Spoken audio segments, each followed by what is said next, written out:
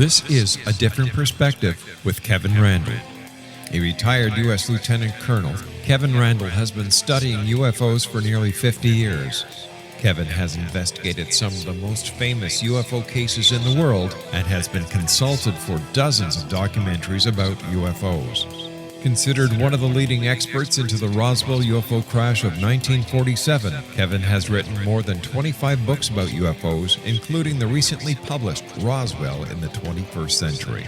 Now, here is the host of A Different Perspective, Kevin Randle.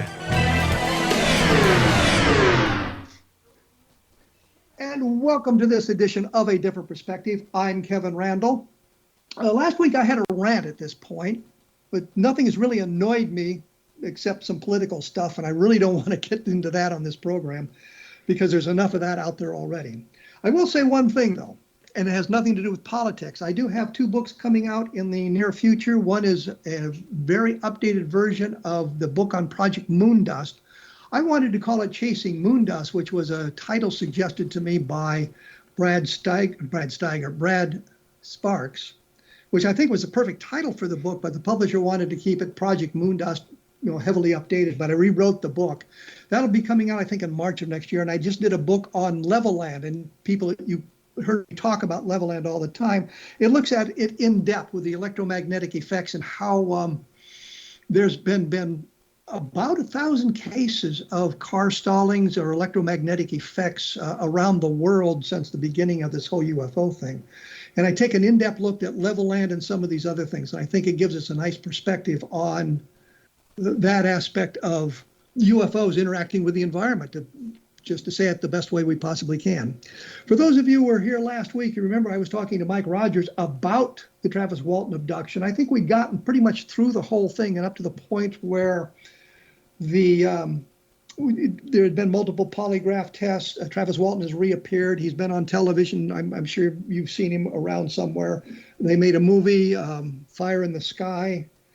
And I'm jealous because they got to talk to James Garner and I didn't, but that's a whole nother story. But we have Mike Rogers back and is going to fill us in on some of the controversy that has erupted in the last 3 or 4 months, I think, about this whole thing that's getting kind of overblown. Maybe he's overblown, maybe it's not. We'll find out. We'll talk to Mike Rogers and we'll get it. Mike Rogers, welcome back to A Different Perspective from just a week ago. Hi, Kevin. Yep. How you been in the last week? Oh, I just been napping. Well, to recap very, very briefly, you had laid out for us the Walton abduction and what took place, making points about the polygraph examinations, making a point that nobody really saw Travis Walton being abducted. They'd seen him attacked by the UFO. Search parties had been out looking for him and that sort of thing. So I think we've got that pretty well in mind now. Now, earlier in the year, May or June, there was a big controversy. I think you and Travis Walton had some kind of a personal argument. Yeah, pretty much. And that you said you had repudiated Travis Walton, meaning I suspect that you were no longer friends, but it wasn't saying that the Walton abduction had not taken place. Am I correct in that assumption? No, that's not true at all. Okay. all I have ever said is that we did not see him get abducted. And everybody just takes off from that and just goes crazy with it. No, you misunderstood my question. I'm sorry. Okay. You had said at one point last summer that you repudiated Travis Walton. I took that to mean that you were repudiating your friendship, that you were not repudiating the abduction scenario. That's what I was thinking. Am I still off base? Let me tell you what really the crux of this. Everything was okay between Travis and I up until I learned that I was on this program, Areas 51, with Dave Miller. And apparently, I didn't know about it at the time, but apparently right before that show, Travis had called Dave Miller, and Dave Miller, for some reason, decided to record it. And then a few days later, he sent me a copy of that phone call, and I was astounded because Travis had said, and just put it this way, a load of BS concerning me. And but the point here is it was personal as opposed to anything to do with the abduction scenario. well, right, exactly. I had suspected Travis of bad mouthing me for a long time, but I didn't have proof. Once I had this recording that Dave Miller made, then I had proof of it because Travis was acting very emotional. This phone call went on for something like a half an hour or more, and he just said a half hour, 40 minutes worth of just absurd things. I mean, he was very emotional, apparently for the purpose of getting Dave Miller to not have me on the show. Of course, Dave went ahead and did anyway. Of course, at that time, it was Steve Pierce and John Gillette was on the show also. And that particular show. But I didn't hear about this phone call for several days later. And well, last week you said that Steve Pierce didn't want anything more to do with this, meaning exactly. the story. Is it an outgrowth of this? Yes, exactly. And Ken Peterson doesn't want anything more to do with it either. I've been in contact with him recently, and his expression for Travis is King T. He just, ever since, he was on that program with Travis where he flunked that final question, several years ago. That we talked about. That really affected Ken Peterson. He just didn't know what to think after that. He didn't believe it anymore. Didn't believe the abduction. Right. Didn't believe Travis's side of the story at all. But he was there for the event, right? Oh yeah, Ken Peterson was sitting right next to me when that happened. Precisely. So he saw the lights. He saw the object. Right. What does he think? What does he think happened? I mean, does he accept there was a UFO? He always believed. Of course, the initial incident was always very clear to all of us, but and he believed Travis's story right up until he was on that program, the moment of truth, where Travis Walton flunked that final question, and that just changed everything for Ken Peterson.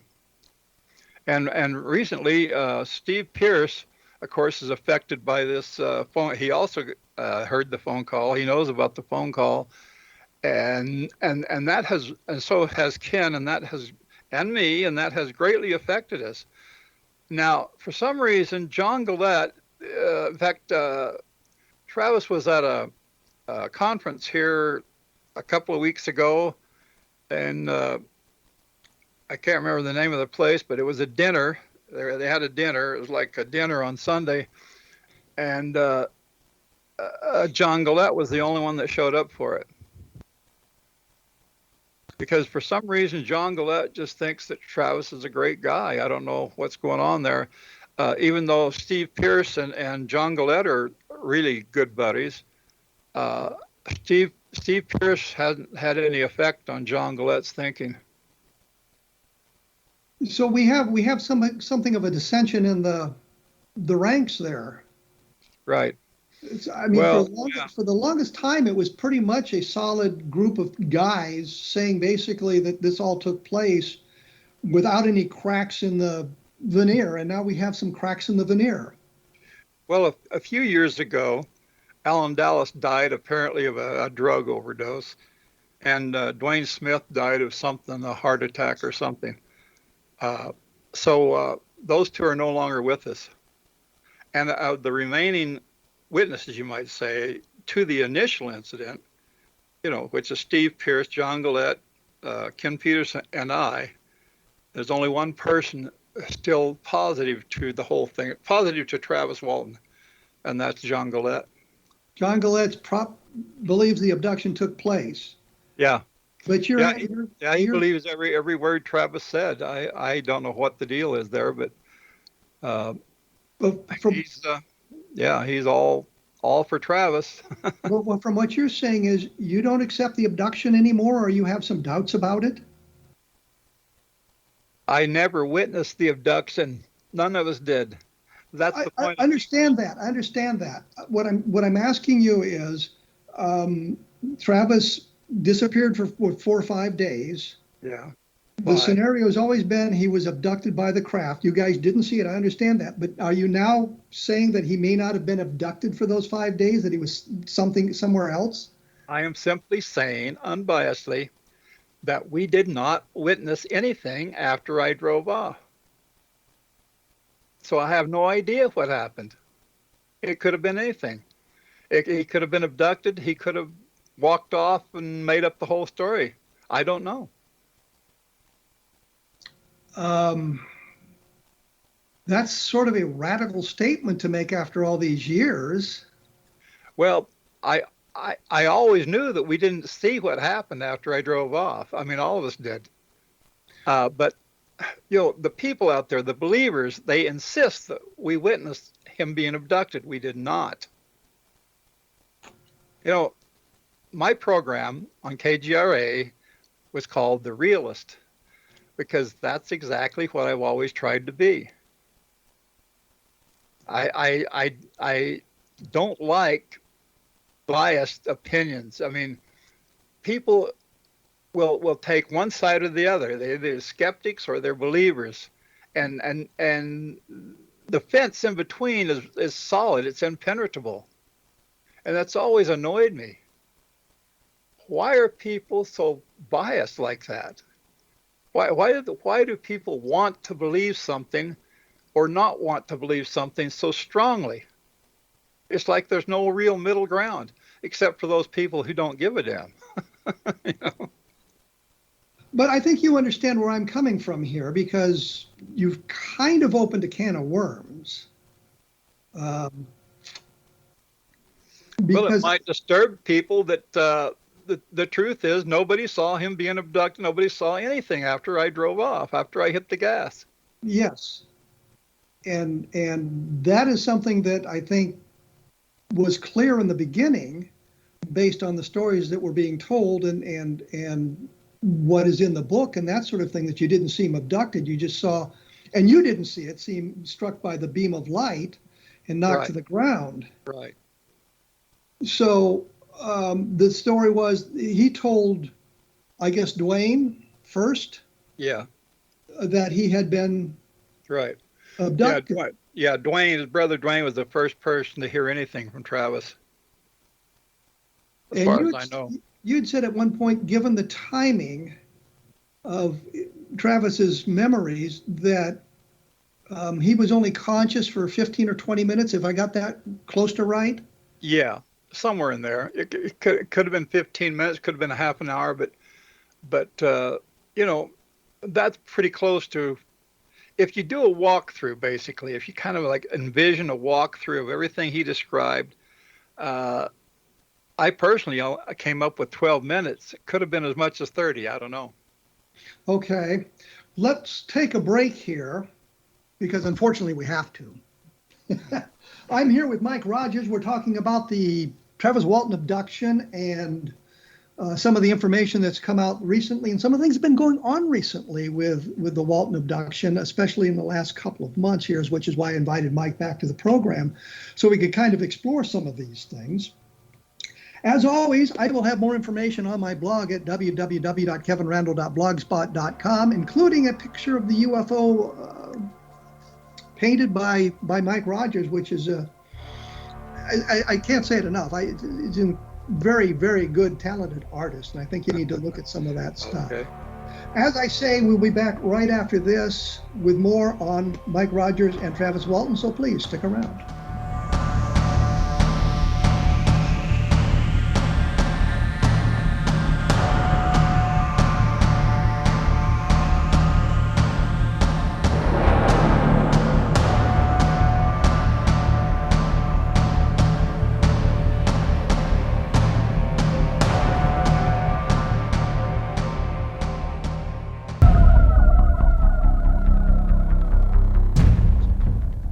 I am here with Mike Rogers.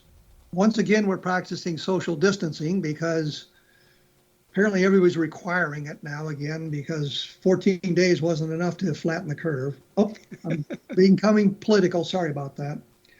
When we went away, we were kind of talking about the abduction and who was in the truck at the time and what their beliefs today are as opposed to what they were decades ago. If I understand what you've said, Mike, Steve Pierce is not convinced that Travis was abducted by aliens. Is that correct? Is that his opinion Right. now? Yeah, he's not certain now. Neither is Ken Peterson, and I just don't have an opinion really. It could have been anything because we just didn't see anything after I hit the gas. And one of you still believes everything Travis says. Yeah, John Gillette. Well, okay. In recent months, there's been a documentary that's being prepared about the Walton abduction. A fellow named Ryan Gordon, I think, was involved with that. You've had some interaction with him? Yeah, regretfully, yes. Now there is a on the Travel Channel coming up sometime in October. There's going to be a 2-hour documentary, which I'm in, and Travis is in. My sister Dana, Travis's brother Don, and I think they did some man on the street sort of things.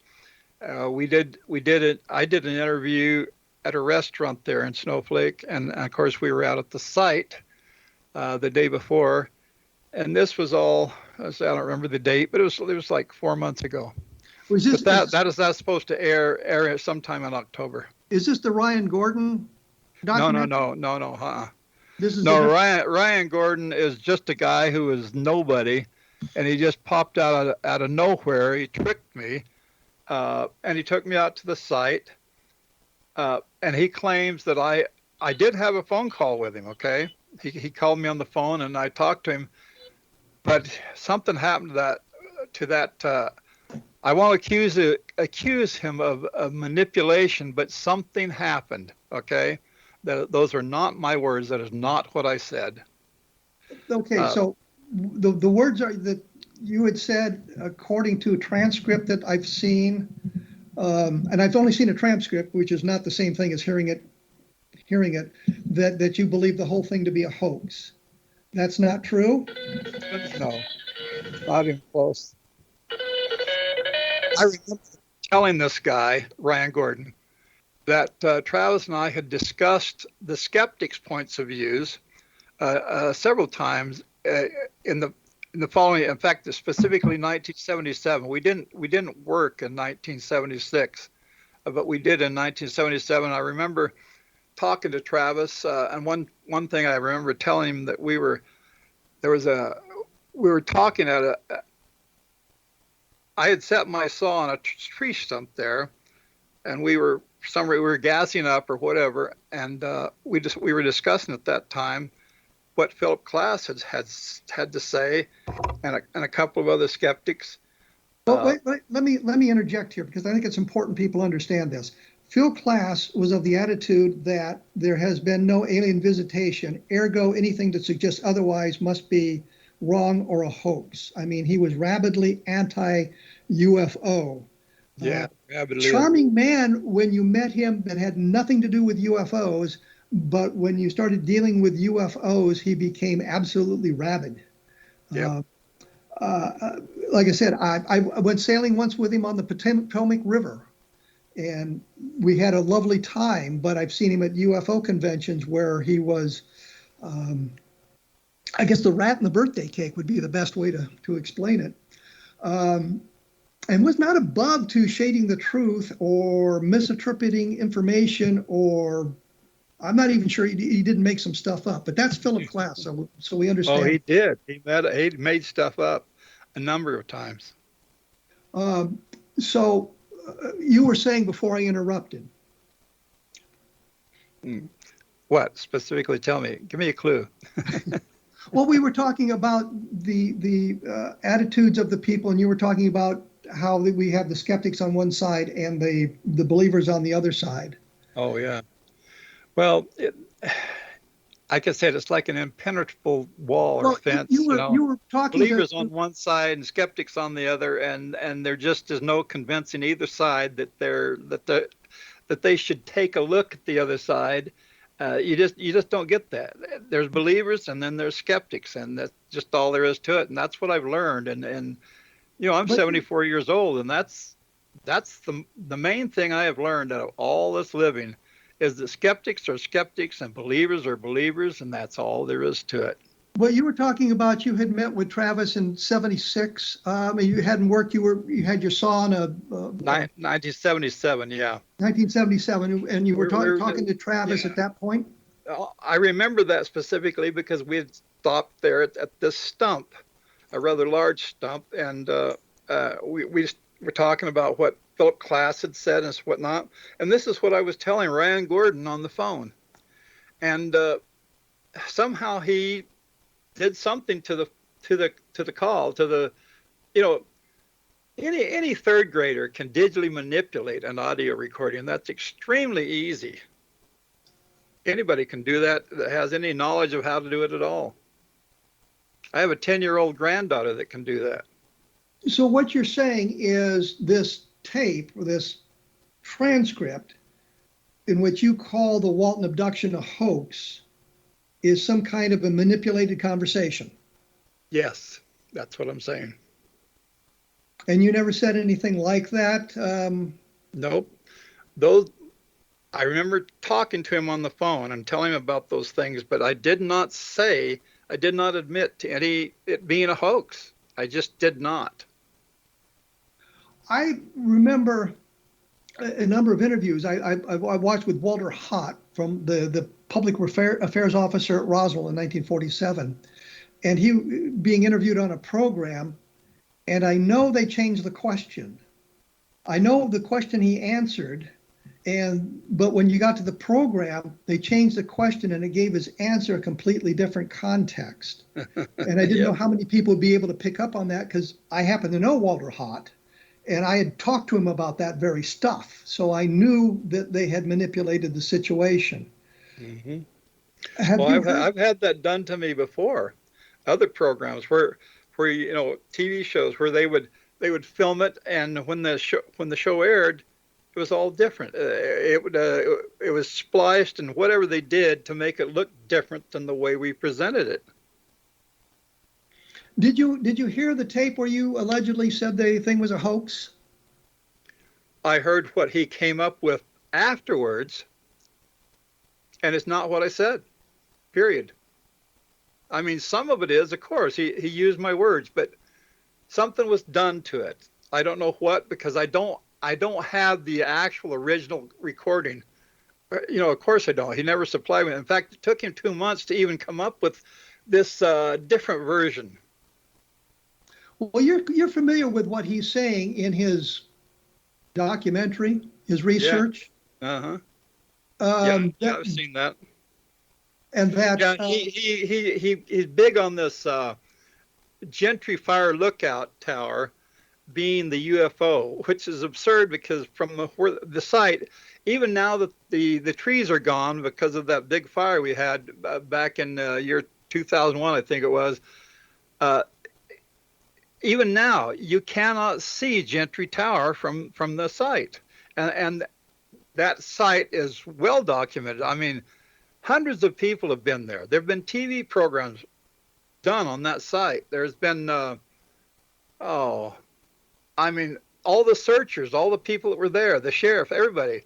Some of those people, of course, are no longer around, but very well documented. I have taken photographs of the site many times. And you can't see Gentry Tower from there, period. It's like almost 4 miles away. I think and I watched the interview that Erica Lux did with Ron Gordon, and his contention is, and please don't think that these are my words, his contention is that you guys moved the site, that after the light show for the UFO, when you went back out there, you went actually that very night, you went to a different location away from the Gentry Fire Tower. Oh, he's got everything all screwed around in his head. And you know what my opinion of Ryan Gordon is?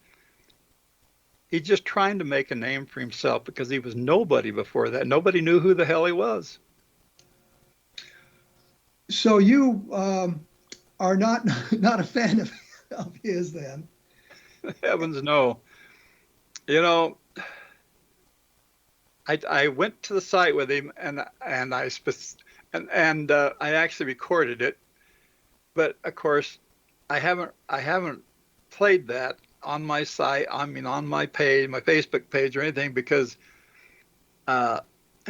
just as sure as hell, he or whoever would say, "Oh, you digitally manipulated that."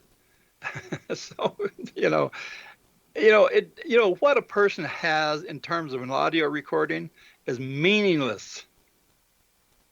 Literally meaningless. I mean, as far as like authenticity or something, you can change anything. Well, isn't Ryan Gordon kind of working with Travis Walton on this project? No, as far as I know. I mean, I have no idea. Ryan Gordon, I think, on the Erica's program, claimed that he's the producer of this remake. I asked Travis about that, and he said, "Hell no." In fact, when I first told Travis about Ryan Gordon, he says, "I have no memory of ever speaking to the guy." And then later on, Travis admitted that he said, "Yeah, I did talk to him."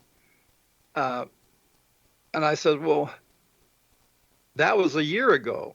I can understand and not remember certain things 46 years ago, back when the incident happened, but a year ago?" And he says, "Well, he says, I suppose you think your memory is perfect." I says, "Well, I can remember pretty well something as important as that a year ago, yeah."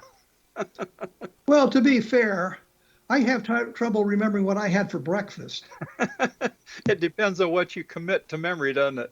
Yeah, well, I mean, we're all getting older here, and this event did take place a long time ago. So and you yourself admitted to being 74. So Yeah, well, I think a person would remember like being shot at or something like that a year ago.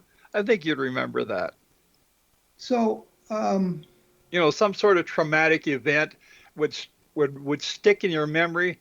I would think that Travis talking to Ryan Gordon on the phone, and of course, Ryan has supplied me with endless numbers of emails and stuff, where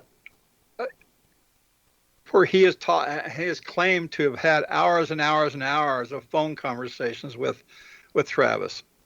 But for some reason, he only claims to have talked to me once, and to have recorded, and it's different than what I said. It's just that simple. But Ryan Gordon has said in emails and other things that he talked to Travis for many, many hours about all that. And Travis claimed that all kinds of stuff. I mean, he said Travis told him that he had seen monkeys in the trees. Of course, that's not what Travis said. Travis was talking about these creatures called coatimundis, or ring-tailed cats. Not monkeys. Ryan Gordon tends to just exaggerate things for his own purposes. Well, let me break in here because I have to take a break once again. I did want to mention the book UFOs in the Deep State because, frankly, it's my book and my program, and I can do that. And I think, again, because of what's going on in the world today, this idea of the deep state and how it impacts UFO research is an important thing to take a look at. And I boiled it down to looking specifically at that and how presidents are kept from learning the truth when they ask the questions. And I think there's some very good evidence there. We will be back right after this with Mike Rogers talking about the Travis Walton abduction. You are listening to A Different Perspective on the X Zone Broadcast Network.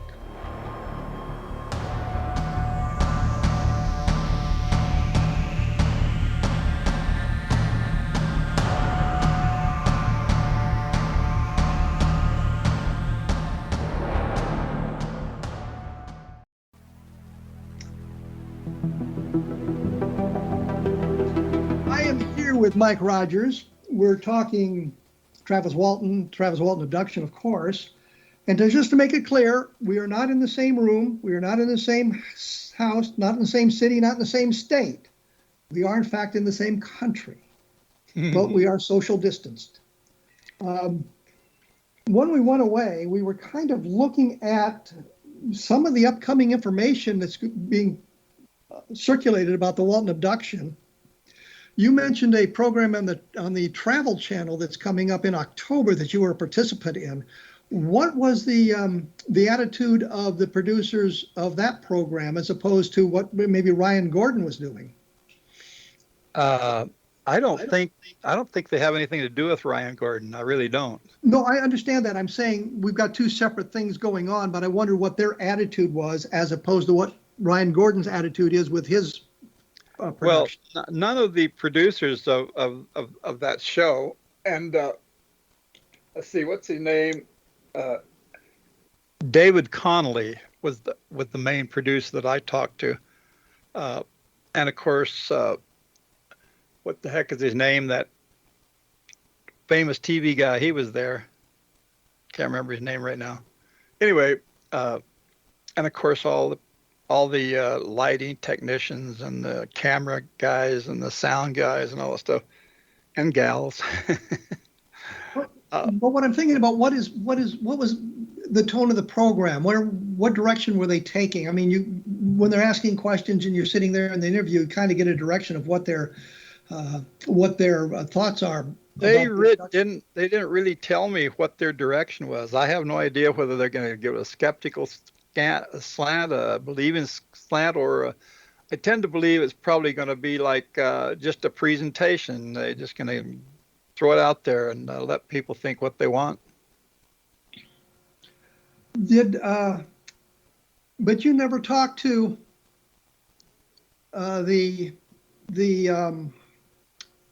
you were on site. I'm sorry, you were on site with Ryan Gordon, correct?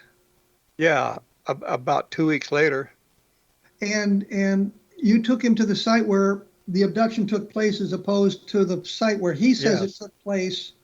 Well, he took me to both places, and he was talking about the tower. And I at the time I was telling him, that's absurd. That's absurd. I told him, Ryan, that's absurd. You can't. I says, first of all, the tower is square, it's not round, and it's not and it doesn't fly. It can't fly away. and the thing that we saw was like 20 feet above the ground. The tower is up there somewhere around 100 feet off the ground, and I have never known a fire lookout tower to do anything but remain in one spot. Like I said, all he's after is trying to make a name for himself. That's it. But I think that he's interjecting into the case a note of skepticism, a mode of debunkery, if you will, about it, and that's going to damage the whole thing. And maybe that his goal to kind of make himself into the next UFO guy. Or the next Philip Klass. I've been able to debunk this case. I don't know about that. I haven't. I don't even mention him like on my Facebook page. I don't, or any other way. I'm talking about him here because you're mentioning him, but. But I'm mentioning because it's important that this information is out there now, and it's been out there for the last 6 or 8 weeks. And one of the things that's being said is that he's got a transcript of you calling the whole thing a hoax.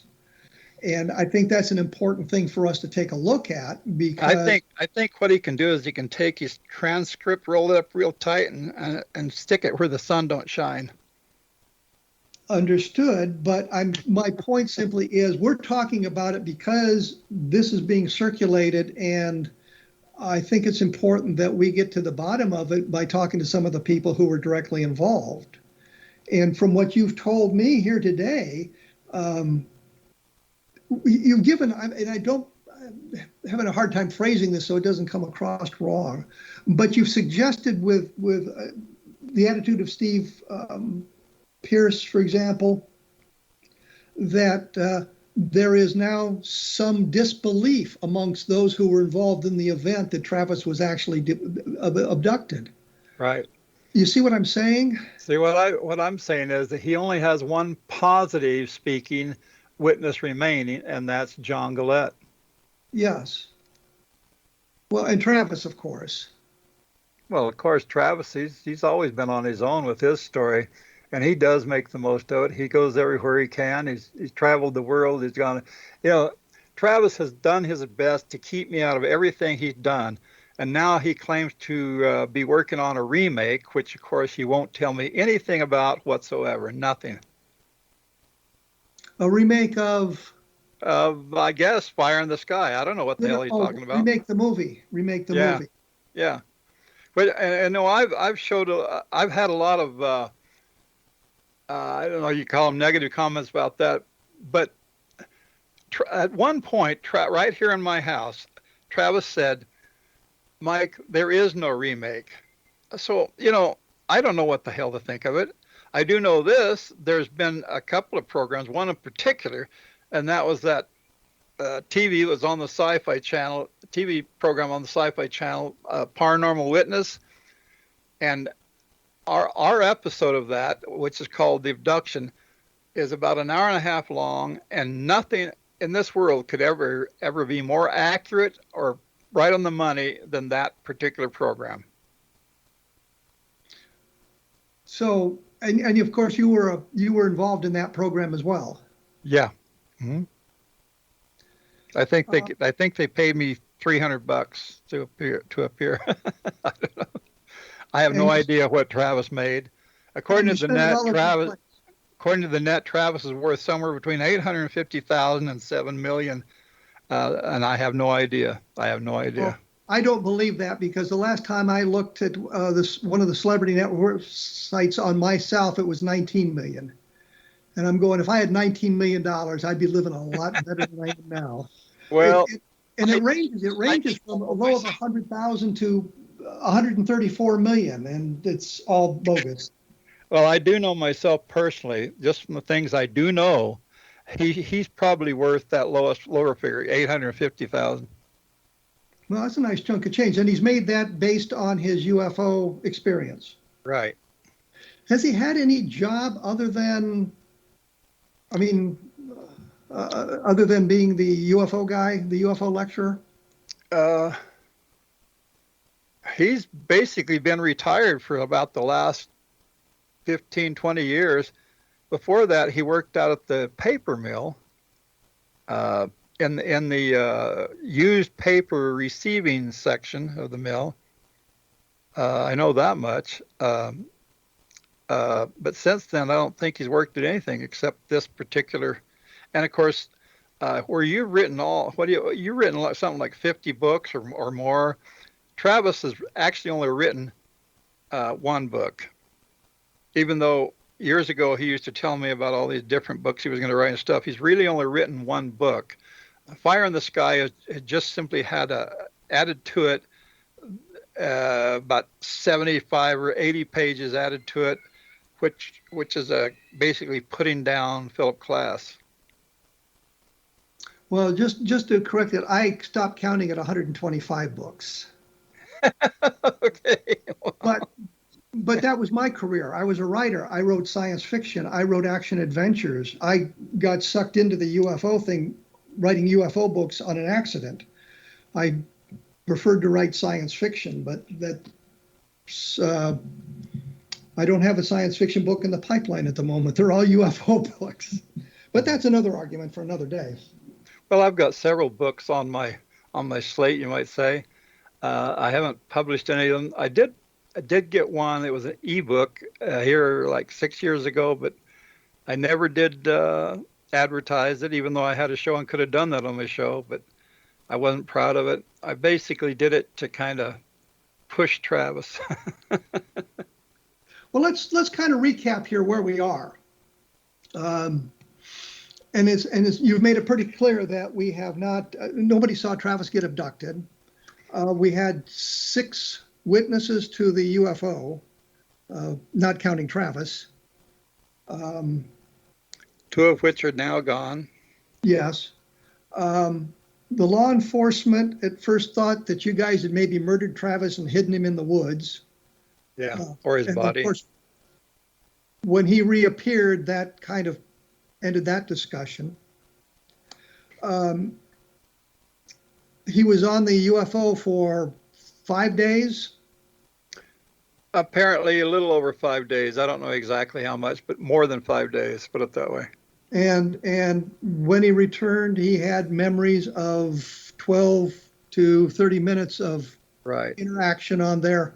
Not like the abduction scenarios told by so many other people. Wow. People make of it what they will, and they get really wild about it. But I mean, his experience seems to be divergent from the classic abduction scenario, the Barney and Betty Hill abduction scenario, the Calvin Parker abduction scenario, the longitudinal studies that go on. So his is divergent from that point. I've said all along that if there's abductions going on, I would expect it to be more like Barney and Betty Hill, more like Calvin Parker, more like Travis Walton than things coming into the bedroom and the bedroom abductions. I think those are just they're either made up or somebody's experiencing some sort of paralysis, you know. I don't believe those actually happen. But again, you know, I try to be unbiased, and so I really just, beyond that, I have no opinion. Let me ask. I think I've talked about this. Did it bother you greatly when Travis flunked that last question on the moment of truth? He didn't even tell me about that. I learned about that from Ken Peterson, who was on the program. And when I first time I learned about it was when Ken brought me and showed me a check for $5,000, which he had from that program, and he wanted me to help him cash it, which I did. I had a bank account. I took him down to the bank and helped him cash the check. And then with that money, part of that money, he had me help him locate a trailer, and we did. I think he paid $2,800 for a 32-foot travel trailer, and I towed it around various places for him. Well, but the question is, when you learned about that, what did you think when you learned about that?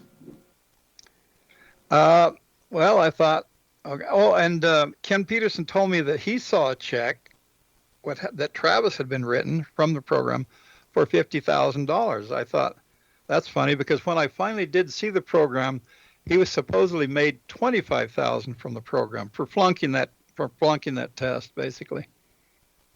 Okay, we're gonna have to take a break here. And when we come back, I'll ask my question one more time, which is simply, what did you think when you heard that he had flunked the test? Not about the money involved in that sort of thing.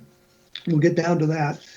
And I should point out that I will have more information available on my blog at www.kevinrandle.blogspot.com. And as I say, I'll have some pictures from the Mike Rogers collection there so that you all can take a look at what the UFO looked like is the most important part, but the descriptions of the alien creatures that Travis Walton witnessed and that sort of thing. And I also want to mention there are other fine programs about the paranormal found at XZBN.net. That's the X Zone Broadcast Network.net. There's a list of programs on the website. You can scroll down, and I'm sure that you can find something that will excite you. Many, many things that will excite you, including the X Zone program itself, hosted by Rob McConnell. And of course, my second favorite program is A Different Perspective. We will be back right after this, so please stick around.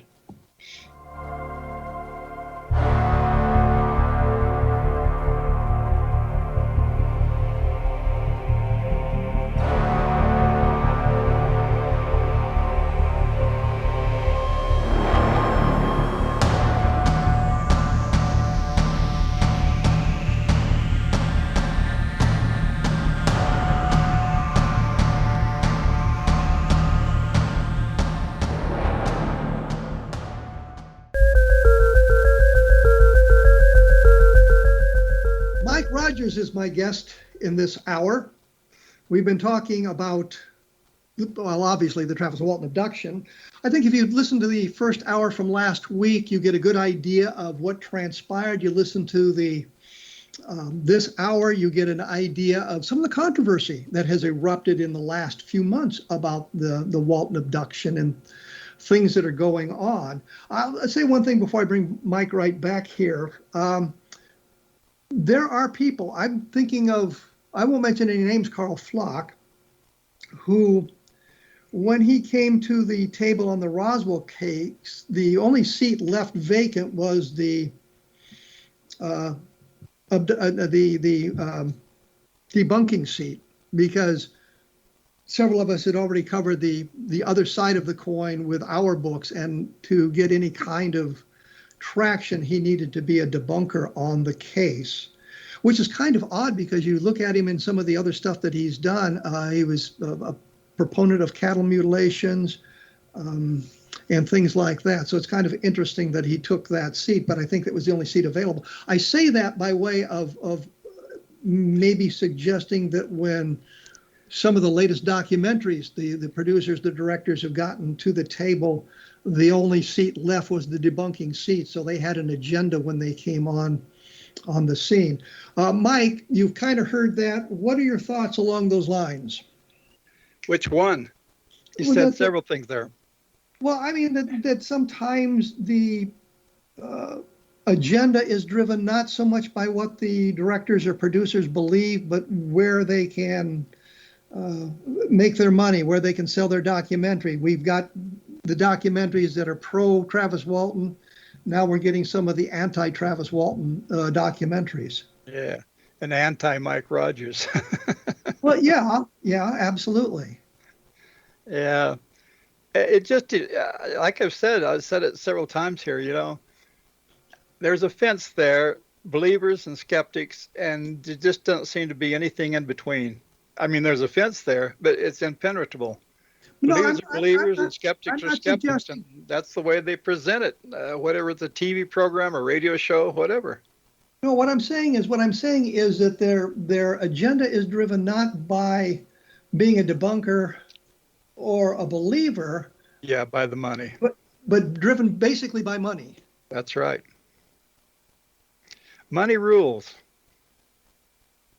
Well, except for me, I don't have any. Did you get the feeling from, Ryan Gordon, that he had an agenda, or was he looking for, when you were with him, that he was looking for evidence? He wasn't ever looking for evidence. He already had his mind made up. He just didn't tell me that at first. I didn't learn about any of this stuff until about 2 months later, after I did go to the site with him. Okay. Well, when we went away, I had asked you your thoughts on when you learned that Travis had flunked the last question on the moment of truth. What did you think when you learned that he had flunked that last question? Actually, I didn't even see that program until I understand all that. Yeah. But you've learned at this point that he flunked the question. And what I want to know is what you thought when you heard that, what your first thoughts were when you learned that he had flunked that last question. Again, I don't know. I try to be unbiased about all this. I don't know what to think of it. Could mean anything. Could mean anything. I mean, the test could have been rigged, which is what Travis claims, or it could be legitimate. I don't know. I know that Ken Peterson was there, and he considers it to be a legitimate test, and that Travis flunked it. Well, we also know that he flunked the first test that he ever took. Right. And that the Lorenzens organized a second test, which he passed. And then Jack Black, I think, not Jack Black. Jerry Black. Jerry Black, thank you. Arranged another test in the mid-1990s. That was in '93, about a month before the movie came out, and I had to talk Travis into taking that test because he said they don't really mean anything because I supposedly flunked one, I supposedly passed one. He says he was just very reluctant. So I told him, I says, well, at this point, right now, the movie's already made. We already know when it's going to be aired. It's going to come out. It's going to hit the big screen. I says, this would be the time to take a polygraph test. Now is when it would be meaningful. And so he did. And Alan Dallas was there, I was there, and Travis was there, and all three of us took a test with Cyrus Gilson, and all of us passed. Well, I will say one thing, that he's right, that the polygraph tests are virtually meaningless, depending on the studies you read, that they are very, very accurate, or they're not very accurate at all, and part of it is based on the man giving the test, or I should say the person giving the test. That's right. And again, believers will pass you. I mean, if it's a test that they believe in, if it's an incident they believe in, they will. If they believe it, they will pass you. And if they're a skeptic, you flunk. Just that simple. Just this thing I've been saying. Believers are believers, and skeptics are skeptics, and they're just nothing in between, except people who don't give a damn. I try to maintain a narrow path of being unbiased, and sometimes I slip off the path, but I think we all do that periodically as well, no matter how unbiased we attempt to be, that our personal opinions do creep into our belief structure.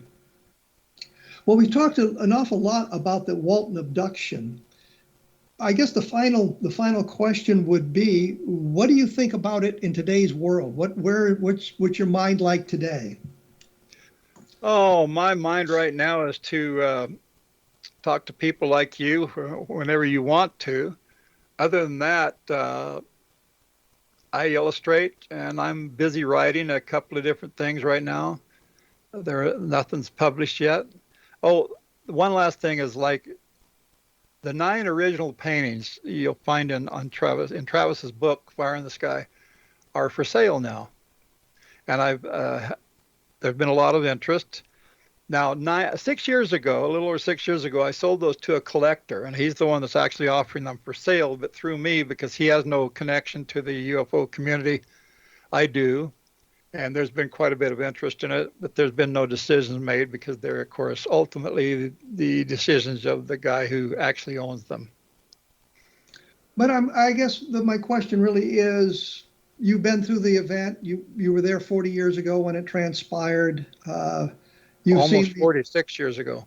You've seen all the pros and all the cons. You've heard all the arguments.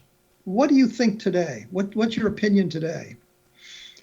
My opinion today is I thoroughly believe in the initial incident, because I was there, I saw it, and I have 6 other guys to back me up on that.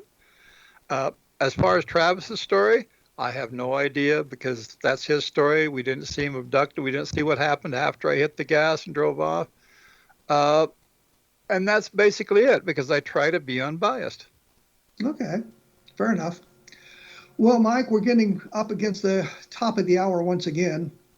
I want to thank you for taking your time once again to kind of enlighten us on the Walton abduction. Before we cut you loose, is there anything else you'd like to bring up? No. Something we haven't covered. Oh, there's lots and lots of stuff we haven't covered. But I don't know if it's important here. Okay. Well, Mike Rogers, I appreciate your time for the last couple of weeks as to sit down with us and chat about the abduction, and I appreciate your candor in some of this stuff. And we'll be looking for. Yeah, thank you, Kevin. We'll be looking for you on the Travel Channel in October, I guess it is. Yeah, somewhere in there. They haven't told me exactly when. We'll be looking for it. If I pick it up, I'll put it on my blog for the people to take a look at. Once again, Mike Rogers, thank you very much for being with me today on A Different Perspective. In the next few weeks, we're going to be talking to other people about UFOs, obviously, because that's what we do here. Next week, I'll be talking with Robert Schaefer. We had scheduled an interview with him, and I know I put it up on the blog a couple of times. And we had some technical issues, and I'll blame Robert, because frankly they were his. It was problems with the internet connection at his end, and we couldn't get it to work out quite right. So I told him we'd have him on again later on when those issues were kind of fixed. So we'll be talking to Robert Schaefer, and we're getting a skeptical point of view, because Robert's one of these people who doesn't believe in UFOs being extraterrestrial or alien spacecraft. I like Robert. I have recently had quite a bit of contact with him, and we've talked about various things, and he's a cool guy. He is a skeptic, though. And then an unsolicited opinion right there, folks, jumping in.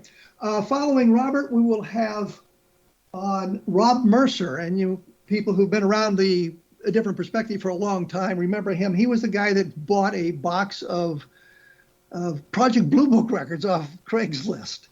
And it turned out to be legitimate, and it led him to the last officer in charge of Blue Book, the guy who kind of wound it down after Hector Quintanilla had left.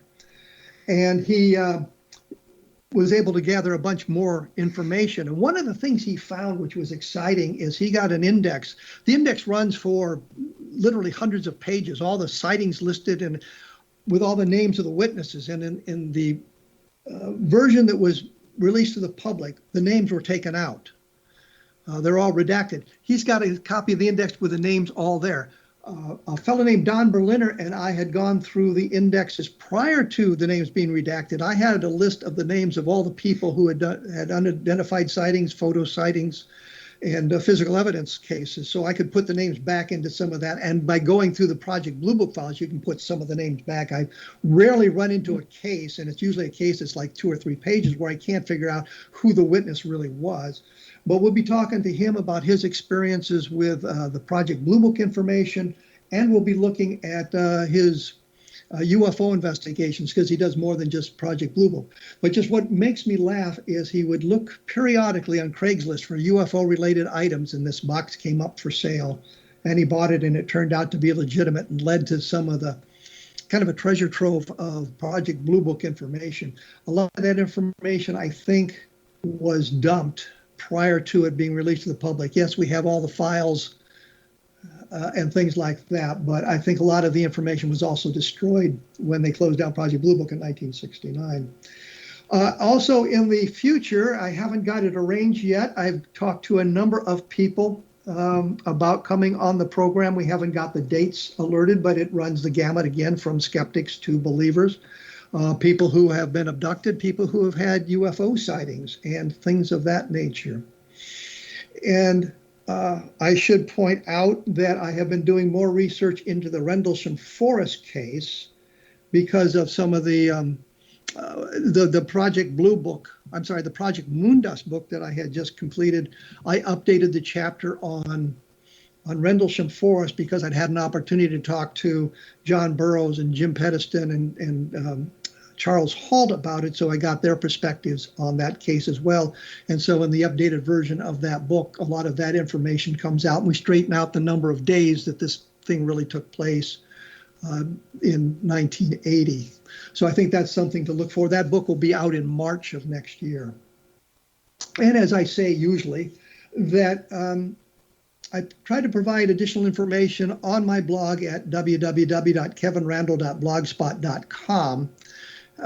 Sometimes there is links to other websites so that you can take a look at additional information, kind of decide things for yourself. Sometimes it's just mainly what I've learned from talking to the guests that appears there as well, and maybe some points that need to be clarified or some points that need to be underscored so that you understand the complete discussion that went on there as well. And finally, once again, I'm going to just mention it because I think UFOs in the deep state takes on an added dimension of importance in the world today, because if you watch the news programs, they talk about the deep state now and how it's manipulating the political arena. And I'm looking at it manipulating the UFO arena, which is not quite as important, but it's still an arena that's being manipulated. So take a look at that. You have been listening to A Different Perspective on the X Zone Broadcast Network, and I'll be back in 167 hours with more incredible information. Thank you for tuning in.